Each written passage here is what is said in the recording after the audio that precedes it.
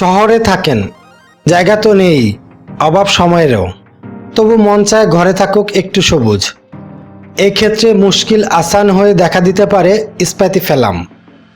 লম্বাটে চকচকে পাতার গাছটি আদতে দক্ষিণ আমেরিকার বৃষ্টি অরণ্যের বাসিন্দা হলেও এর কদর বিশ্বজুড়েই।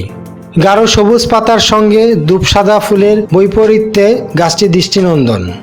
ফুল তাজা থাকে 2 থেকে 3 সপ্তাহ। সাদা ফুলের জন্যই এ গাছের অন্য নাম পিস লিলি। আপনার গৃহকোণে পিস লিলি পাল্টে দিতে পারে অন্দরসজ্জা, সঙ্গে এনে দিতে পারে একরাশ স্নিগ্ধতাও।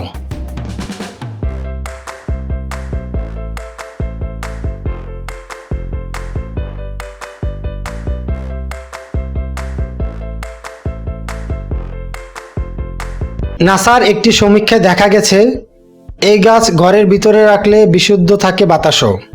এই গাছটি একরাশ চওড়া পাতার সাহায্যে ঘরের বাতাস থেকে নানা রকম বিষাক্ত যৌগ শোষণ করে নেয়, যেমন ফর্মালডিহাইড, বেনজিন, জাইলিন, ট্রাইক্লোরোইথেন, টলুইন ইত্যাদি।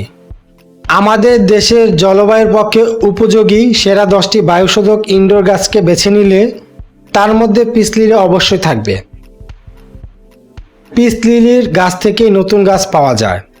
গাছের গোড়া থেকে যে শাখা বের হয় তা কিছুটা কন্দসহ ধারালো ছুরির সাহায্যে কেটে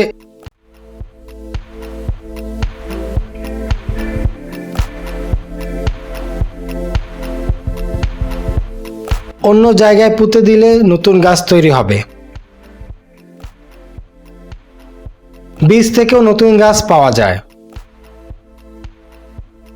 পিস লিলির জন্য জলাবদ্ধতা হয় না এমন ঝরঝরে মাটি উপযুক্ত। এর জন্য আমি সমপরিমাণ দোআঁশ মাটি, কোকোপিট ও ভার্মিকম্পোস্ট মিশিয়ে নেব। বছরে একবার টব পাল্টে দেওয়ার দরকার। পাল্টানোর সময় নতুন টবটি পুরানো টবটির থেকে একটু বড় হলে ভালো হয়। পিস লিলির জন্য খুব বেশি বড় টবের প্রয়োজন হয় না, 8 থেকে 10 ইঞ্চি টব হলেই যথেষ্ট। তবে যে টব নির্বাচন করবেন তাতে যেন ছিদ্র থাকে সেদিকে লক্ষ্য রাখবেন। পিস লিলি ছায়ার গাছ। এই গাছ সরাসরি সূর্যালোকে রাখা চলবে না। পরোক্ষ সূর্যালোক ও কৃত্রিম আলোই এ গাছের জন্য যথেষ্ট। ঘরের মধ্যে ভালো থাকে স্প্যাথিফেলাম। বারান্দা বা জানালার পাশে অল্প রোদেও রাখা যেতে পারে। তবে একেবারে ছায়ায় রেখে দিলে গাছের বার কিছুটা কম হয় এবং ফুল কিছু কম ফোটে। তাই সপ্তাহে একবার হলেও 2 থেকে 3 ঘন্টা রোদ লাগানো উচিত। এই গাছটির জলের চাহিদা খুব কম। নিয়ম করে টবে জল দেওয়ার থেকে টবের মাটি শুকিয়েছে কিনা দেখে জল দেওয়া ভালো। মাটির উপরে আঙ্গুল দিয়ে দেখে নিতে হবে মাটি শুকিয়েছে কিনা। শুকিয়ে গেলে পরিমিত জল দিতে হবে। এভাবে সপ্তাহে 2 থেকে 3 বার জল দিলে যথেষ্ট। বেশি জলে পিস লিলি গাছের ক্ষতি হয়। মাঝে মধ্যে স্প্রে করে গাছের পাতা ধুয়ে পরিষ্কার করে দিতে পারেন। বসন্ত ও গরমকালে বেশি ফুল ফোটে, তাই শীতের শেষে জৈব সার দিতে পারেন। এছাড়াও বছরে 2 থেকে 3 বার সামান্য রাসায়নিক সার দিতে পারেন। পিস লিলি গাছে কীটনাশকের প্রয়োজন হয় না। গাছ বেশি ঝাঁকড়া হয়ে গেলে ছেটে দিতে হবে এমন কোনো আবশ্যকতা নেই।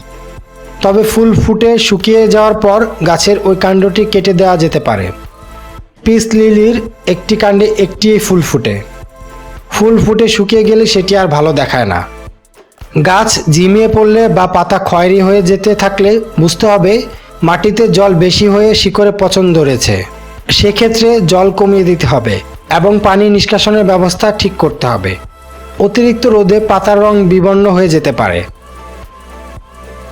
পিস লিলির একটা বড় সুবিধা হলো এই গাছটির জন্য বিশেষ খাতির যত্নের কোনো দরকার হয় না। খুব কম যত্নেই সুন্দরভাবে বেঁচে থাকে ও বেড়ে ওঠে পিস লিলি। তবে পিস লিলির পাতা ও কাণ্ড ভুল করে খেয়ে ফেললে যৎসামান্য প্রতিক্রিয়া হতে পারে। এই ব্যাপারটা বাড়ির লোকদের একটু মাথায় রেখে দেওয়া ভালো। আশা করি ভিডিওটি আপনার ভালো লেগেছে। গাছপালা বিষয়ক নিয়মিত ভিডিও পেতে চ্যানেলটি সাবস্ক্রাইব করে বেল আইকনটি প্রেস করে রাখুন। ধন্যবাদ।